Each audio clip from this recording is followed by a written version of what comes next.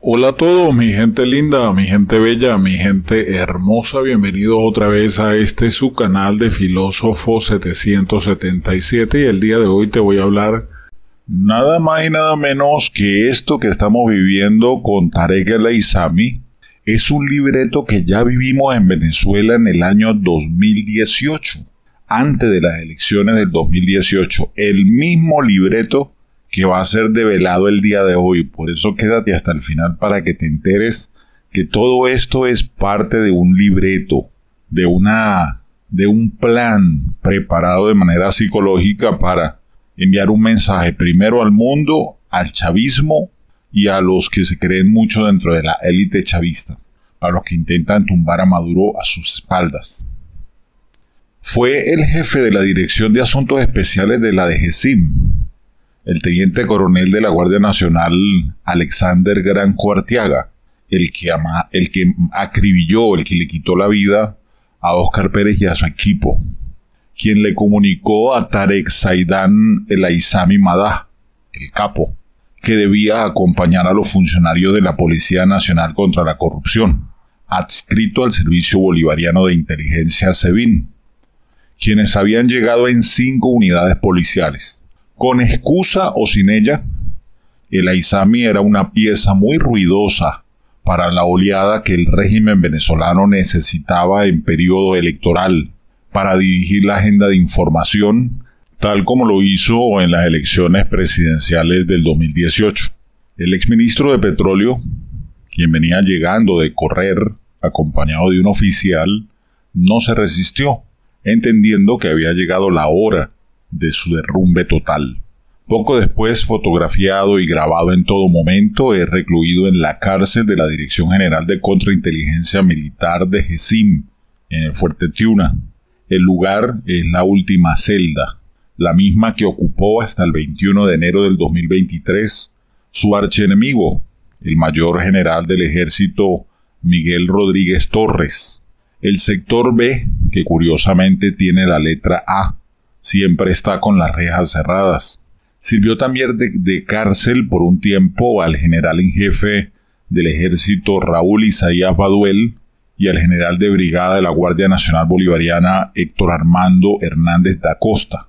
De esa cárcel sacaron en la mañana a los coroneles de la Guardia Nacional Bolivariana Juan Francisco Rodríguez Dos Ramos y Ramón Alí Peñalver Vázquez, y a los generales de brigada Jorge Luis Gómez Pimentel, exgerente de la CBG Logística y de Protección Integral de Sidor, así como el jefe de la DGCIM del Estado Bolívar, Ilfer Ibarra Atayupe, exdirector de operaciones de la DGCIM. En esa pequeña cárcel de 12 celdas que fue remodelada en el 2022, todo es grabado y monitoreado. Tiene un comedor que solo usan sus custodios. El patio que conduce a la celda de El Aissami está pintado de verde y rojo. Tiene un aro de básquetbol. Es un lugar donde hace mucho calor. Abundan los zancudos que en la noche atacan sin piedad y salen las ratas, que son la única compañía viviente de los presos. El locutorio es el lugar para las visitas familiares, a quienes no se les permite tocar al detenido. La celda donde hoy está el otrora poderoso ministro de Petróleo es pequeña, no tiene ventana y tenía un televisor que retiraron del lugar antes de ingresar a Tarek El Aissami. En otra celda recluyeron a Samar López. Solo ellos están ahí.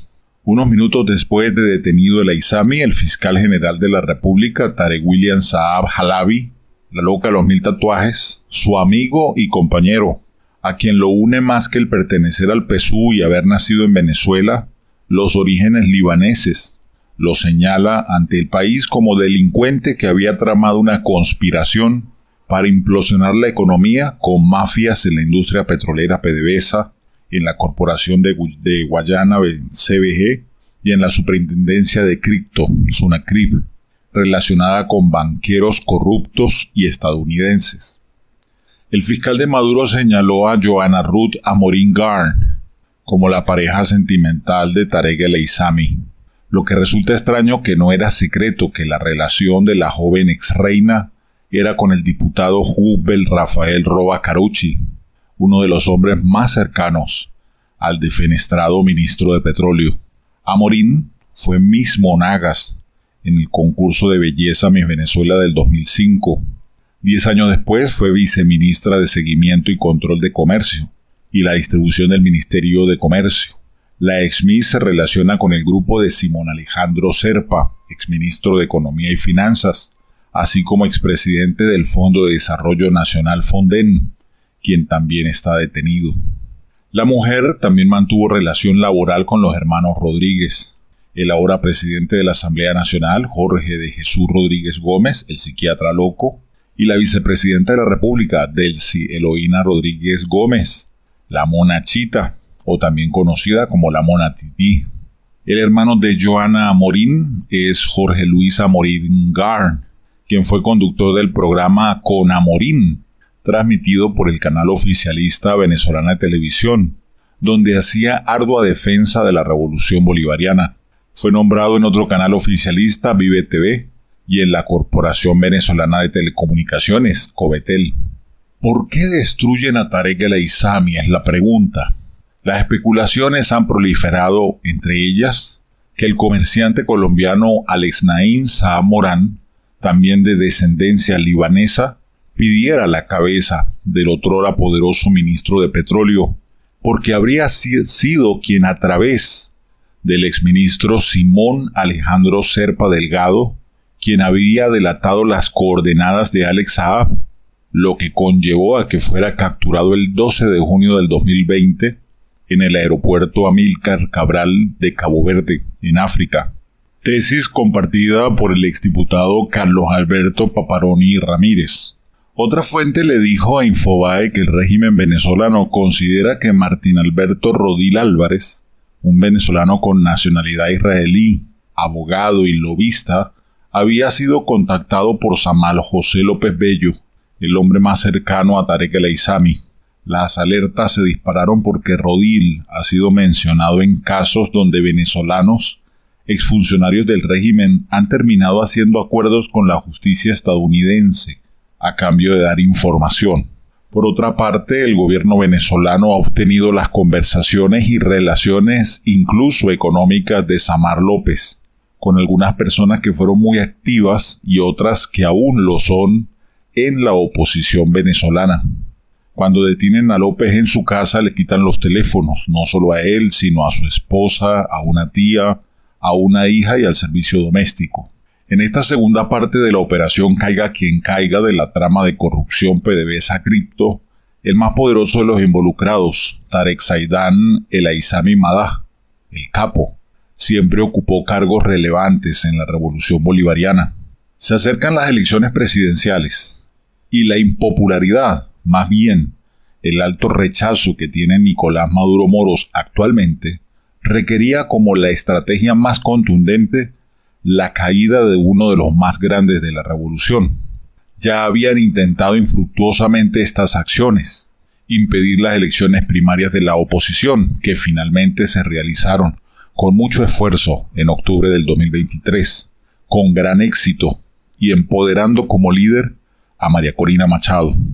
La otra pieza de la estrategia, que casi nunca falla, fue agitar los sentimientos nacionalistas.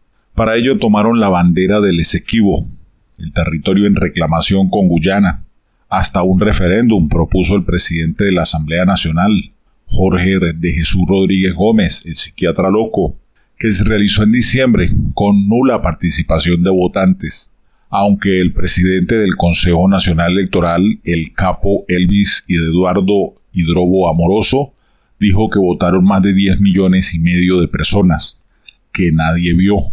Espíritus, duendes, zombies y seres del más allá fueron los que votaron. Ante los fallidos intentos y quemadas estas piezas del ajedrez político, activaron los trapos rojos de las conspiraciones, de las que ya van 7, arrancando con la operación La Viñeta, donde supuestamente se había planificado el magnicidio, y culminando con la operación Brazalete Blanco, implicando a periodistas, dirigentes políticos y defensores de derechos humanos. Uno de los detenidos por el caso La Viñeta es el primer teniente José Gregorio Montiel García, quien confesó a su familia y amigos que había sido obligado bajo amenazas contra su esposa y a su hijo, a grabar videos declarando que planificó el magnicidio con apoyo de María Corina Machado, involucrando al teniente coronel preso desde hace 6 años, Iber José Marín Chaparro. Como ya lo había hecho antes de las elecciones que Nicolás Maduro montó a su medida el 20 de mayo del 2018, convocadas por la ilegal e ilegítima Asamblea Nacional Constituyente, el fiscal general Tarek William Saab Halabi, la loca de los 1000 tatuajes, también designado por esa Asamblea Nacional Constituyente, salió a escena con otra rama que involucraba a Petróleos de Venezuela. Los personajes de esa propuesta en escena, en aquel entonces, fueron el presidente de PDVSA, el ingeniero Nelson Martínez, quien murió el 12 de diciembre del 2018, cuando ya tardíamente, luego de días de grave estado de salud, fue trasladado al Hospital Militar Carlos Arbelo, donde días después fue recluido en terapia intensiva sin que ya se pudiera hacer algo por su vida. Él había tenido una exitosa carrera en la industria petrolera. Incluso fue presidente de la empresa Citgo y ministro de Petróleo. El 30 de noviembre del 2017 lo detienen y, al igual que ahora el Aizami, el régimen divulgó fotos y videos de su detención. Más de un año estuvo preso en los sótanos de la Dirección General de Contrainteligencia Militar sin ningún juicio. Ni siquiera audiencia preliminar se le realizó. No solo fue Martínez, también fue detenido casi simultáneamente el entonces ministro de Petróleo, ingeniero geofísico Eulogio Antonio del Pino Díaz, acusado de peculado doloso y obstrucción a la libertad de comercio. Saab Halabi dijo entonces que el Ministerio Público junto a la DGCIM desarrolló una serie de aprehensiones para desmantelar el cartel que existía dentro de la estructura de PDVSA. Como testigo dijo que el Coco Sosa, un actor que estaba relacionado con María Gabriela Chávez, la hija del presidente Hugo Chávez, el Sambo de Sabaneta, delató a políticos, gerentes y empresarios sobre casos de corrupción en PDVSA. Dijo asegurando que los detenidos hasta ese momento eran 65 y entre ellos 15 altos mandos. No fue más que otro espectáculo de distracción y manipulación de la opinión pública. Martínez murió por falta de asistencia médica. Del Pino recibió casa por cárcel.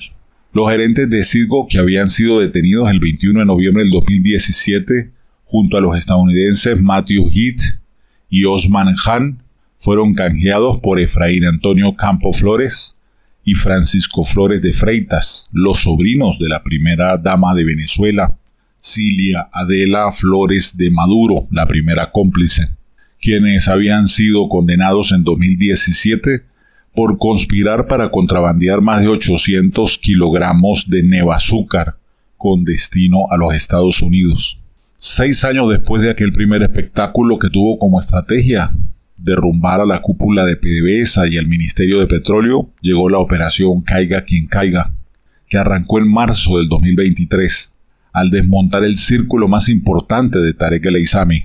Con ello, muchos detenidos, mucha rueda de prensa del fiscal Saab Halabi, la loca de los 1000 tatuajes, muchas promesas de la lucha contra la corrupción, todo exactamente igual que como lo hicieron en las elecciones del 2018.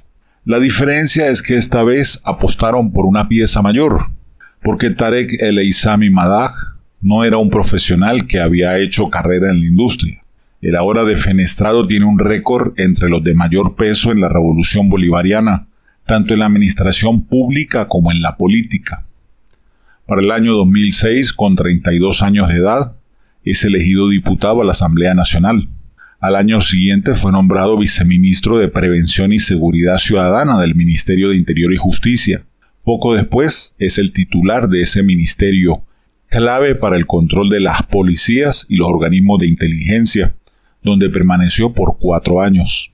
Hugo Chávez, el Sambo de Sabaneta, hoy extinto y en la sexta paila de donde no volverá, lo envió como candidato a la gobernación del estado Táchira.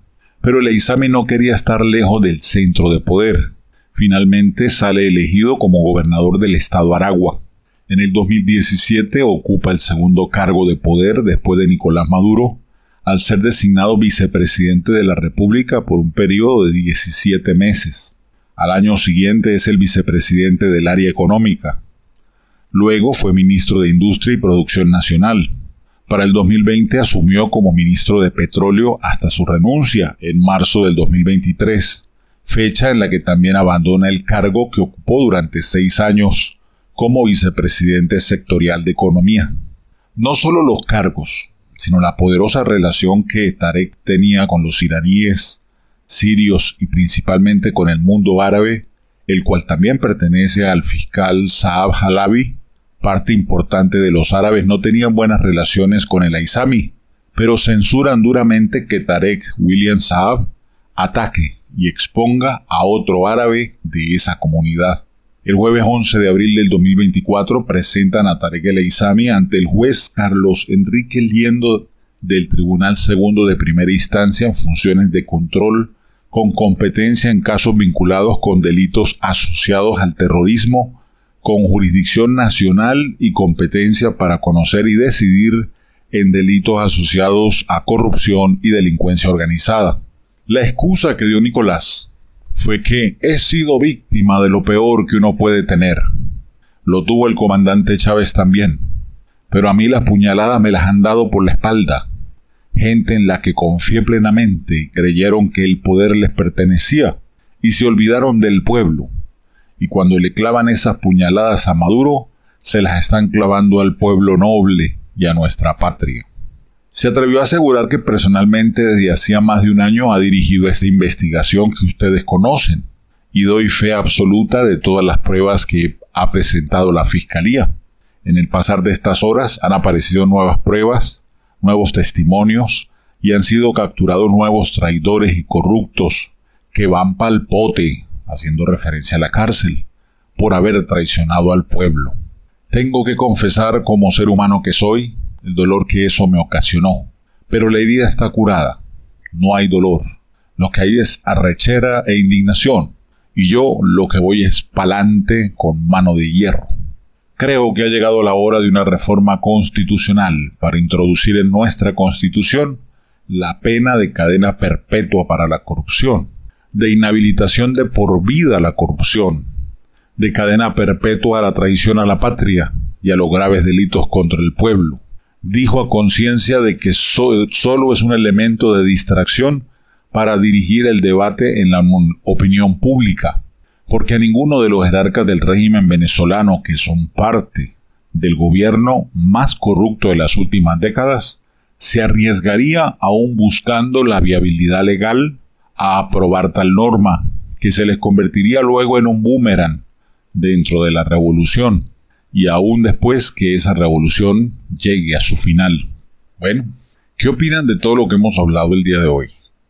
Este es el mismo guión, como les dije antes, de las elecciones del 2018, cuando sacrificaron a gente de PDVSA, de los altos cargos, para precisamente hacer el show de que estamos recuperando PDVSA y aquí estamos hacia adelante. La misma cosa. Lo que se debe notar en claro es la información que ellos suministran, donde se habla que la ficha clave, una de las fichas clave de Tarek el Aizami, el ministro de Finanzas, estuvo involucrado en la entrega, en la delación del avión que llevaba a Alex Saab a Cabo Verde. ¿Cómo les parece? ¿Cómo les parece? Ahí está, señoras y señores. Todo esto, vuelvo y repito, es un guión montado previamente por ellos. No quiero extenderme más, así que déjame tu opinión en la caja de comentarios. Como siempre, un abrazo rompecostillas, un beso rompecachetes. Los quiero mucho y no olviden visitar autodidactamillonarios.com. Hasta la próxima.